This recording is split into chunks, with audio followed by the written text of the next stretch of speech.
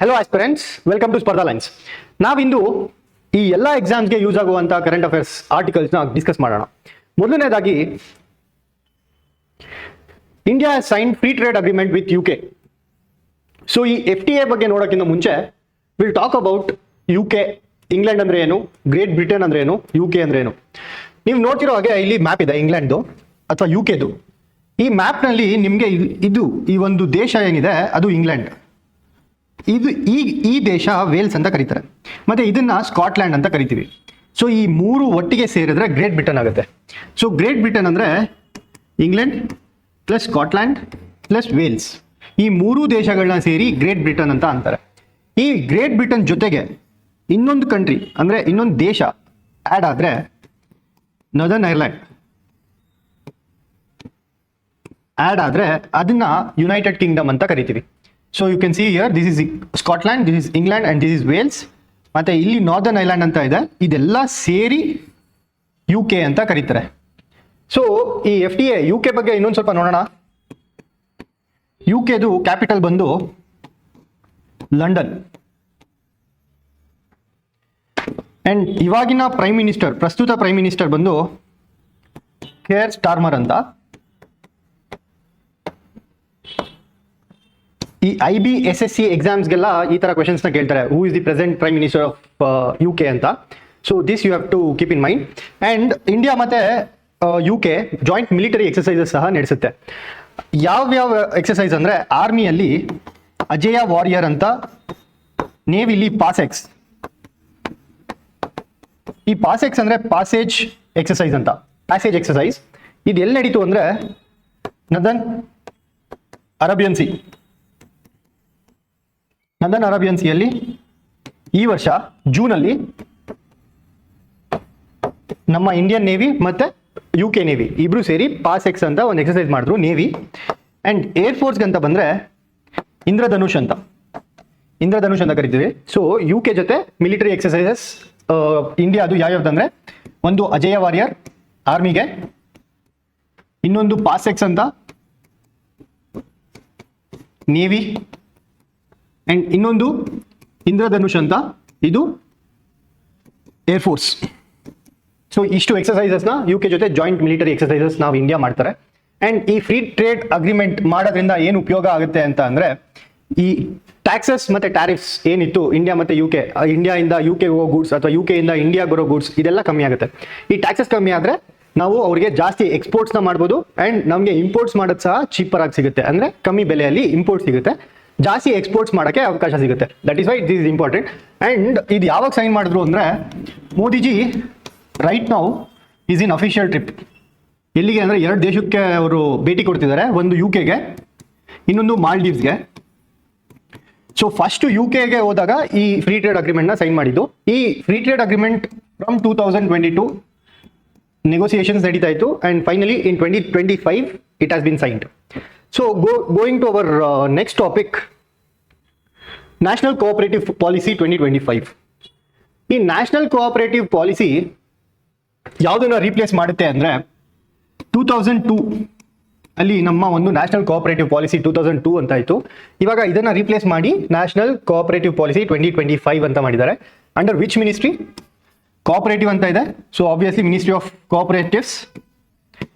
ಇವಾಗಿನ minister of cooperation ಯಾರು ಅಂದರೆ ಅಮಿತ್ ಶಾ ಅವರು. ಆ್ಯಂಡ್ ಇದು ಎಲ್ಲಿವರೆಗೂ ವ್ಯಾಲಿಡ್ ಇರುತ್ತೆ ಅಂದರೆ 2025ಇಂದ 20 ವರ್ಷಗಳ ಕಾಲ, ಅಂದರೆ 2045ವರೆಗೂ ಈ ನ್ಯಾಷನಲ್ ಕೋಆಪರೇಟಿವ್ ಪಾಲಿಸಿ ವ್ಯಾಲಿಡ್ ಆಗಿರುತ್ತೆ. ಆ್ಯಂಡ್ ಈ ಒಂದು ಪಾಲಿಸಿನ ಡ್ರಾಫ್ಟ್ ಮಾಡೋಕ್ಕೆ ಅಥವಾ ಈ ಪಾಲಿಸಿನ ನಮಗೆ ಯಾವ ಥರ ಇರಬೇಕು ಅಂತೆಲ್ಲ ಹೇಳೋದಕ್ಕೆ ಒಂದು ಕಮಿಟಿ ಫಾರ್ಮ್ ಮಾಡಿದರು. ಈ ಕಮಿಟಿದು ಹೆಡ್ ಬಂದು ಸುರೇಶ್ ಪ್ರಭು ಸರ್ ಅಂತ. Under his chairmanship this committee gave a report. ಅದನ್ನು ನ್ಯಾಷನಲ್ ಕೋಆಪರೇಟಿವ್ ಪಾಲಿಸಿ 2025 ಅಂತ ಮಾಡ್ತಿದ್ದೀವಿ. So this is about this news. And going to our next topic, IUCN world conservation congress. Congress ಅಂದರೆ ಏನಿಲ್ಲ, ಕಾನ್ಫರೆನ್ಸ್ ಅಂತ ಅರ್ಥ. Congress party ಅಲ್ಲ, conference. ಇದು ಎಲ್ಲಿ ನಡೀತು ಅಂದರೆ, it happened in Abu Dhabi, UAE. ಸೊ ಅಬುಧಾಬಿ UAE ಅಲ್ಲಿ ಈ IUCN ವರ್ಲ್ಡ್ ಕನ್ಸರ್ವೇಷನ್ ಕಾಂಗ್ರೆಸ್ ನಡೀತು 2025ದು. ಈ ಕಾನ್ಫರೆನ್ಸ್ ಎಷ್ಟು ವರ್ಷಕ್ಕೆ ಒಂದ್ಸರಿ ಆಗುತ್ತೆ ಅಂದರೆ 4 years once. So that is why this becomes important. And ಇದೂ ಸಹ ಕೇಳ್ತಾರೆ IUCN ಕನ್ಸರ್ವೇಷನ್ ಕಾನ್ಫರೆನ್ಸ್ ಎಷ್ಟು ವರ್ಷಕ್ಕೆ ಒಂದ್ಸರಿ ಆಗುತ್ತೆ ಅಂತ. So it is 4 years once. And ಎಲ್ಲಿ ನಡೀತು ಅಂತಲೂ ಕೇಳ್ತಾರೆ. ಅಬುಧಾಬಿ UAE ಅಲ್ಲಿ, ಯುನೈಟೆಡ್ ಅರಬ್ ಎಮಿರೇಟ್ಸ್ ಅನ್ನುವ ದೇಶದಲ್ಲಿ ಈ ಕಾನ್ಫರೆನ್ಸ್ ನಡೀತಾ ಇರೋದು. ಥೀಮ್ ಏನಪ್ಪ ಇದ್ರದ್ದು ಅಂದರೆ PTC ಅಂತ. PTC ಅಂದರೆ full form powering transformative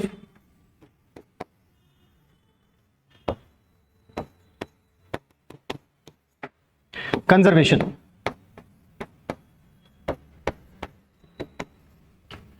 So this is the theme of this conference, IUCN World Conference. 4 ವರ್ಷಕ್ಕೆ ಒಂದ್ಸರಿ ಆಗುವಂಥ ಕಾನ್ಫರೆನ್ಸ್ಗೆ ಈ ವರ್ಷ 2025 ಅಲ್ಲಿ ಈ ಥೀಮ್ ಇಂದ ಈ ಕಾನ್ಫರೆನ್ಸ್ನ ನಡೆಸ್ತಾ ಇದ್ದಾರೆ. IUCN ಬಗ್ಗೆ ಸ್ವಲ್ಪ ನೋಡೋಣ. IUCN ಫುಲ್ ಫಾರ್ಮ್ ಬಂದು international union for conservation of nature ಅಂತ. ಈ IUCNದು ಇಂಪಾರ್ಟೆಂಟ್ ಆಗಿ ರೆಡ್ ಡೇಟಾ ಬುಕ್ ಅಂತ ಬಿಡ್ತಾರೆ.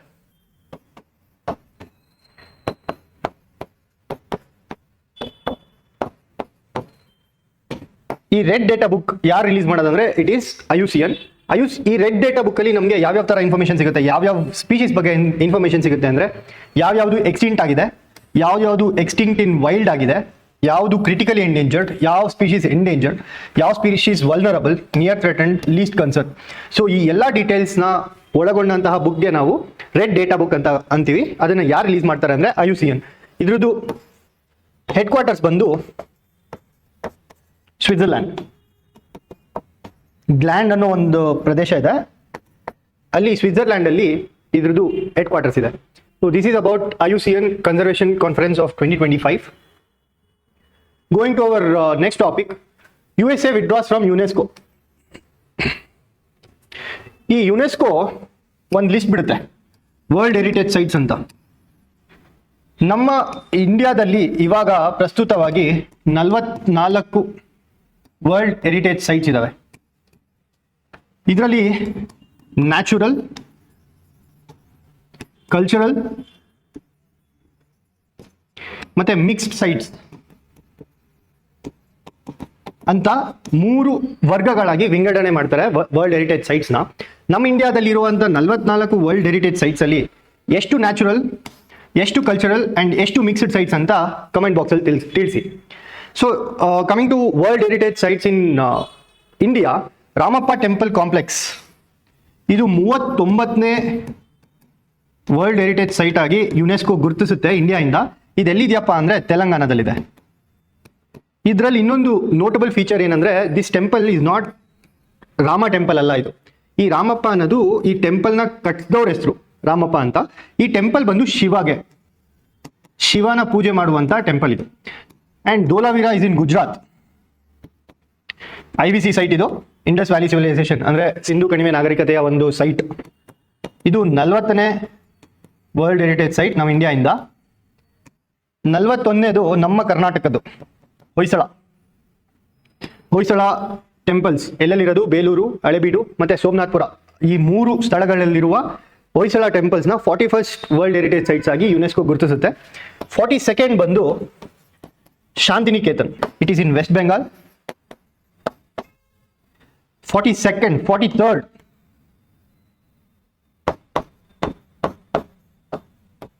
ಯಾವುದಪ್ಪ ಅಂದರೆ ಅಹೋಮ್ ಮೊಯ್ದೋಮ್ಸ್ ಅಂತ, ಇದಿರೋದು ಅಸ್ಸಾಮಲ್ಲಿ.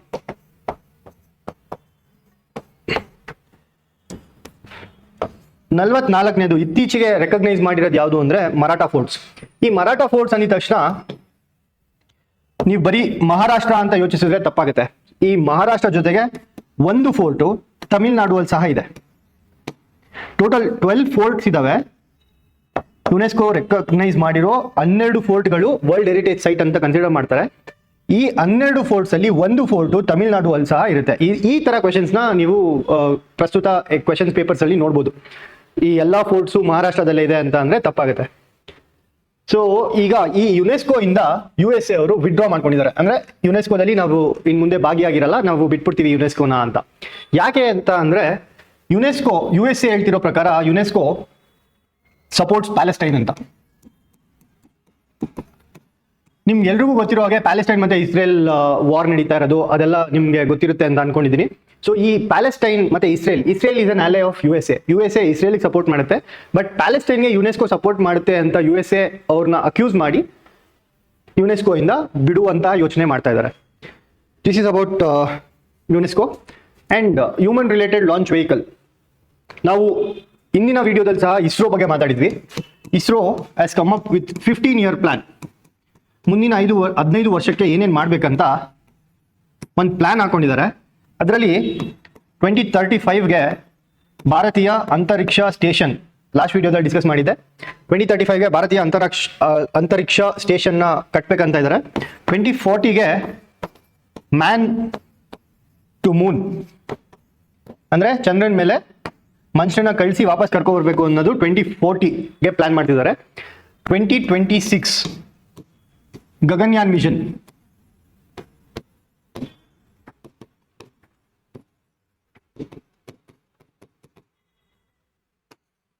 2026ಗೆ ಗಗನ್ಯಾನ್ ಮಿಷನ್ ಸಹ ಈ ಪ್ಲಾನ್ ಅಲ್ಲಿ ಇದೆ. ಈ ಗಗನ್ಯಾನ್ ಮಿಷನ್ ಅಂದ್ರೆ ಮನುಷ್ಯನ ಅಂದ್ರೆ ಆಸ್ಟ್ರೋನಾಟ್ಸ್, ಎಸ್ಪೆಷಲಿ ಇಂಡಿಯನ್ ಆಸ್ಟ್ರೋನಾಟ್ಸ್ನ ಸ್ಪೇಸ್ಗೆ ಕಳಿಸಿ ಅವ್ರನ್ನ ವಾಪಸ್ ಕರ್ಕೊಬರೋದು ಈ Gaganyaan mission.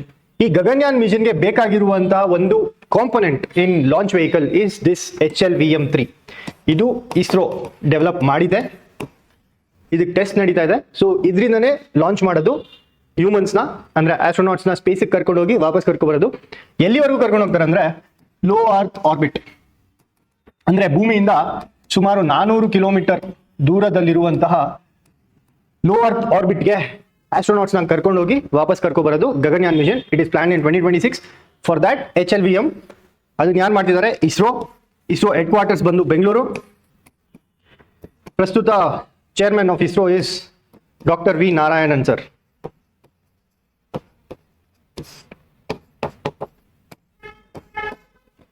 This is about HLVM-3. So going to our next topic, drone launched missile. ಈ ಡ್ರೋನ್ ಲಾಂಚ್ ಮಿಸೈಲ್ ನ DRDO has tested. ಈ ಮಿಸೈಲ್ ನ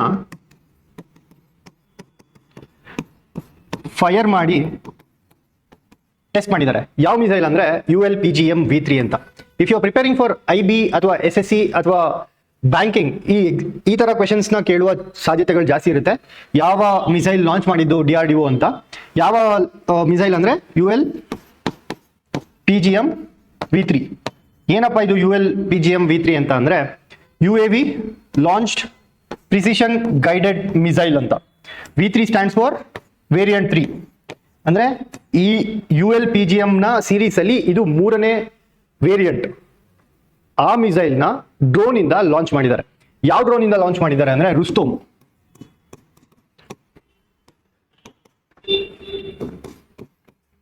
ಈ ಡ್ರೋನ್ ನ UAV ಅಂತ ಸಹ ನಾವು ಕರಿತೀವಿ, ಅಂದ್ರೆ unmanned aerial vehicle. So this U stands for UAV ಅಂದ್ರೆ unmanned aerial vehicle launched precise guidance missile variant 3.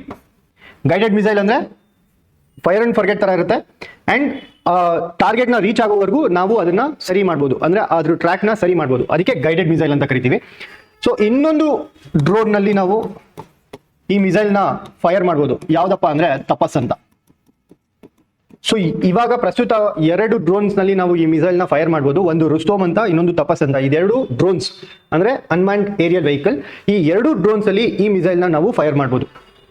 And ಈ ಟೆಸ್ಟ್ ಲಾಂಚ್ ಎಲ್ಲಾಗಿದೆ? ಕರ್ನೂಲಲ್ಲಿ.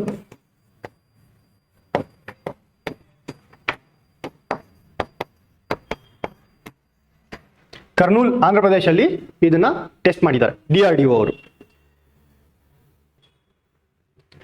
So coming to our next topic, Karnataka tops PM Vishwakarma registrations. ಈ PM Vishwakarma scheme, PM Vishwakarma ಯೋಜನೆ ಯಾವ್ದಕ್ಕೆ ಅಂದ್ರೆ ಈ traditional artisans ಮತ್ತೆ craftsman ಇರ್ತಾರಲ್ವಾ,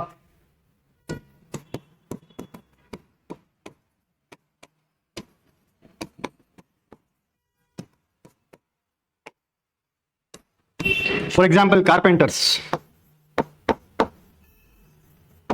ಅಥವಾ ಪಾಟರಿ ಪಾಟರಿ ಮೇಕರ್ಸ್ ಅಥವಾ ಬ್ಲ್ಯಾಕ್ ಸ್ಮಿತ್ಸ್ ಅಂದರೆ ಐರನ್ ಕೆಲಸ ಕುಲುಮೆಗಾರರು ಅಂತಾರಲ್ಲ, ಮತ್ತು ಕಾರ್ಪೆಂಟರ್ಸು, ಪಾಟರೀಸು, ಇದೆಲ್ಲ ಟ್ರೆಡಿಷನಲ್ ಆರ್ಟಿಸನ್ಸ್ ಮತ್ತು ಕ್ರಾಫ್ಟ್ಮನ್ಶಿಪ್ ಅಂತ ಕರೀತಾರೆ. ಇವರಿಗೆ ಸಪೋರ್ಟ್ ಮಾಡೋದಕ್ಕೆ PM ವಿಶ್ವಕರ್ಮ ಸ್ಕೀಮ್ನ ಇಂಡಿಯನ್ ಗೌರ್ಮೆಂಟ್ ಲಾಂಚ್ ಮಾಡಿದೆ. ಇದರಲ್ಲಿ ಏನೇನು ಬೆನಿಫಿಟ್ಸ್ ಇರುತ್ತೆ ಅಂದರೆ 500 rupees per day ಇನ್ಸೆಂಟಿವ್ ಸಹ ಕೊಡ್ತಾರೆ, ಸಬ್ಸಿಡಿ ಥರ. 3 ಲಕ್ಷ ಲೋನ್ ಕೊಡ್ತಾರೆ ಮ್ಯಾನುಫ್ಯಾಕ್ಚರಿಂಗ್ ಯೂನಿಟ್ನ ಸೆಟಪ್ ಮಾಡಬೇಕಂತ ಅಂದರೆ. ಆ್ಯಂಡ್ 15,000 ಇದಕ್ಕೆ ಬೇಕಾಗಿರುವಂತಹ ಟೂಲ್ಸ್, ಇನಿಷಿಯಲಿ ಟೂಲ್ಸ್ ತೊಗೊಳಕ್ಕೆ ದುಡ್ಡು ಬೇಕಾಗುತ್ತಲ್ವಾ, ಸೊ ಅದನ್ನು ಸಹ ಗೌರ್ಮೆಂಟ್ ಅವರೇ ಕೊಡ್ತಿದ್ದಾರೆ. ಈ ಎಲ್ಲ ಬೆನಿಫಿಟ್ ಸಿಗೋದ್ರಿಂದ ರಿಜಿಸ್ಟ್ರೇಷನ್ ಮಾಡ್ಕೊಳ್ಳೋದ್ರಲ್ಲಿ ಕರ್ನಾಟಕದವರು ಟಾಪ್ ಮಾಡಿದ್ದಾರೆ. So this is about PM Vishwakarma scheme and it is a central sector scheme.